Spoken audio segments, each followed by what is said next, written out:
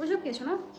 দেখো আমি বিশ্বাস করি ভালোবাসাতে, তো সিঁদুর পড়ালেই সব কিছু সুন্দর হবে এরকমটা আমি মানি না। কিন্তু হ্যাঁ, আমাদের ধর্ম, আমাদের সামাজিক মতে বিয়ে করে এটা নিয়ে অনেকেই প্রশ্ন করে, বলে আমাকে, আমি সবটাই বুঝতে পারি, কিন্তু আমাদের দিকটাও তো দেখতে হবে। একটা প্ল্যানে ছিলাম, সেটা নষ্ট হয়ে গেছে, কিন্তু এখন তো আর কিছু করার নেই। তো যতদূর সম্ভব আমরা সব কিছু সুন্দরভাবে করার চেষ্টা করছি। সিরিয়াস হয়ে গেলাম না কেমন জানি বিয়ের ব্যাপারটাকে নিয়ে। আমাদের মন ভেঙো না গো, আমরা অনেক ভালো আছি। হাতে শাখা পলা সিঁদুর থাকলেই যে আমরা দুজনে বেশি খুশি থাকবো এরকম কোনো কিছু না। আমরা দুজনকে ভালোবাসি, আমরা দুজনে ভালো আছি। আর যেটা তোমাদের ইচ্ছা সেটাও আমরা পূরণ করবো। একটু আমাদেরকেও সময় দাও, সবটা সুন্দর হবে। এখন সবটা ঠিকঠাক আছে, আরও সুন্দর হবে সব কিছু। সেই লাগবে তোমাকে সিঁদুর করলে। হ্যাঁ, জানো তো তোমাদেরকে বলি, আমার এই বিয়েটা নিয়ে না আমি অনেক এক্সাইটেড ছিলাম, যেটা আমার স্বপ্নটা পুরোপুরি ভেঙে গেছে। মানে 1%ও বাকি নেই যে আমি ওটা নিয়ে আশা করব। তো আমার নিজের আমার বউ সাজতে খুব ভালো লাগে। আমি ছোটোবেলায় না অনেক শাড়ি পরতাম, মায়ের শাড়ি পরতাম, লুকিয়ে লুকিয়ে মায়ের সিঁদুর নিয়ে। একদিন সিঁদুর বলতে লিকুইড সিঁদুরগুলো যেগুলো হয় ওগুলো নিয়ে আমি আর আমার দিদি ঘরে বসে বউ সেজেছিলাম। আমার মা বাজারে গেছিলো, এসে দেখার পরে এমন পিটুনি দিয়েছিল, এত মেরেছিল আমার মা আমাকে আর দিদিকে। আমি ভয়তে কোনোদিন আর সিঁদুর ধরিনি। ওই যে ছোটোবেলাটা কাটিয়েছি, শাড়ি পরতাম, সিঁদুর নিয়ে খেলা করিনি কখনো, কিন্তু ওই ছোটোবেলাতে ওই একদিনেরই ওই এক ঘটনা। তারপর থেকে আমি যে এত বড় হয়েছি আজ পর্যন্ত আমি সিঁদুর নিয়ে কখনো নোংরামি করিনি। মানে এই যে এমনও দিন এসেছে, রনের সাথে তখন আমার রিলেশন, আমাকে বাড়িতে এসেছে শ্যুট করানোর জন্য, আমাকে একটা ব্রাইডাল শ্যুট দেবে, সিঁদুর পরাবে। অত দূর থেকে সব কিছু ভাড়া করে নিয়ে একজন মেকআপ আর্টিস্ট আমার বাড়িতে এসেছে। আমার মা যেই শুনেছে আমাকে সিঁদুর পরাবে, আমার মা বলেছে না, সিঁদুর ওই দিনই পরাবে যেদিন ওদের সামাজিক মতে বিয়ে হবে। রনও সেম, রন বলে সিঁদুর নিয়ে আমি কখনোই ছেলে খেলা করতে পারবো না, যেই দিন আমাদের সামাজিক মতে বিয়ে হবে আমি সেই দিনই তোমাকে সিঁদুর পরাবো। তো রনও কখনো ওরকম কিছু করেনি। এমনকি আমি নিজে ব্রাইডাল শ্যুট তো এত প্রমোশন আছে না যে আমি তোমাকে সাজাতে চাই, আমি সবগুলোকে ক্যান্সেল করি, টাকার কথাও ভাবি না। খালি একটা কারণে, যদি সিঁদুর পরাই আমি চাই প্রথম সিঁদুরটা ওর কাছ দিয়েই পরবো।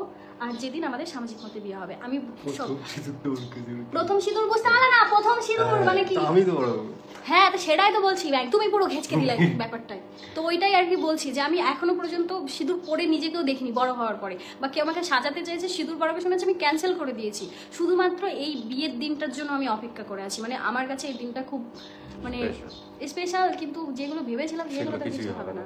তো যাই হোক, এইটাই আর কি। তো ওই দিনটার জন্য আমি অপেক্ষা করে আছি। তোমরা আমাকে সিঁদুর পরে দেখতে অনেক এক্সাইটেড, অনেকে কমেন্ট করে দিদি তুমি সিঁদুর পরবে কবে, সামাজিক মতে বিয়ে হবে কবে।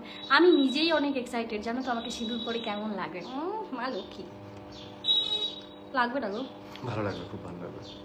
এই হচ্ছে আমাদের সমাজের দোষ, রেজিস্ট্রি ম্যারেজকে এখনো অন্যরকমভাবে গুরুত্ব দিয়ে উঠতে পারিনি, এটা একদমই ঠিক। কিন্তু জানো তো, এই যে আমাদের যে সম্পর্কটা, আমরা রেজিস্ট্রি করে 3 বছর একসাথে আছি, নো লিভিং, অনেকে ভাবে লিভিং এ আছে, এটাকে লিভিং বলা চলেই না। আমরা লিভিং এ থাকলে অসুবিধা নেই, রেজিস্ট্রি করে থাকলে কি অবস্থা ওরকম। হ্যাঁ ঠিক আছে, আমাদের আইন স্বীকৃতি দিয়েছে, এই দেশের আইন আমাদেরকে স্বীকৃতি দিয়েছে। তো সেখানে দাঁড়িয়ে আমি বুঝতে পারি না কিছু কিছু মানুষের কেন অসুবিধা হয়, মানে কিসের অসুবিধা। সামাজিক মতে বিয়ে মানে কি, সামাজিকভাবে বিয়ে, শাখা সিঁদুর, এটাই তো আমাদের শুধু বাকি রয়েছে। তাছাড়া আমি আর এই যে দুজনে মিলে রেজিস্ট্রি করে আছি, এটা মানুষের কিছুতেই মানতে পারে না। আমি অবশ্যই এগুলো গায়েও মাখি না, আমি খুব পজিটিভভাবে সব কিছু নিয়ে, এর জন্য আমি কখনো কিছু মানে ভিডিওতেও কখনো কিছু বলি না। আমি বুঝতে পারি কিছু কিছু মানুষ এরকম একটু হয়তো নেগেটিভ কিছু ফিল করে, ওর জন্য ওরকম কমেন্ট করে, কিন্তু আমি কিছু মনে করি না। আমি জানি শুধু আমরা ভালো আছি, যা ভগবান যেটা আমাদের কপালে রেখেছে সেটা তো একদিন না একদিন হওয়ারই আছে। তো আমি কোনো কিছু নিয়ে চিন্তা করি না, আমরা ভালো আছি। বোরিং লাগে, তাই কি করব, কোথায় যাব খুঁজে পাই না। তাই রন বললো কি আজকে সকালে খাবারটা খেয়ে আমরা একটু লাইভে এসে একটু আড্ডা মারবো, কথা বলবো, মাইন্ডটা ফ্রেশ থাকবে, তারপরে আমি আমার কাজে বসবো, তুমি তোমার কাজে। তো ওর জন্যই লাইভে আসা আজকে। তো ভালোই লেগেছে আমার লাইভে এসে সবার সাথে টাইম কাটিয়ে। তো এবার না লাইভটা বোধহয় বন্ধ করে দেওয়াই উচিত হবে। আর যেটা বলছিলাম, আমার ব্লগ আসতে একটু লেট হয়, এখন পেরে উঠি না। যারা সংসার সামলায় তারা বুঝবে। তাও তো রন আমাকে যথেষ্ট হেল্প করে, মানে একটা ছেলে মানুষ একটা মেয়েকে এতটা হেল্প করেই না, এখন তো আমি দেখতেই পাই না। রন আমাকে এই যে রান্না একদিনকে পুড়িয়ে ফেলেছি, পরপর 2 দিন আমাকে রান্না করে খাইয়েছে, মানে আমি সব হেল্প করে দিয়েছি, ও রান্না করে খাইয়েছে। নাহলে আমি নিজেই খাবার খেতে পারছিলাম না। আমার তবুও মানে মাঝে মধ্যে খারাপ হয়ে যায় রান্না, মাঝে মধ্যে ভালো হয়, যেহেতু আমি আগে পরেও জানি। আমি আমার মনটা পরিষ্কার, আমি দেখতে সুন্দর এটা বলো না, এটা আমি বিশ্বাস করি না।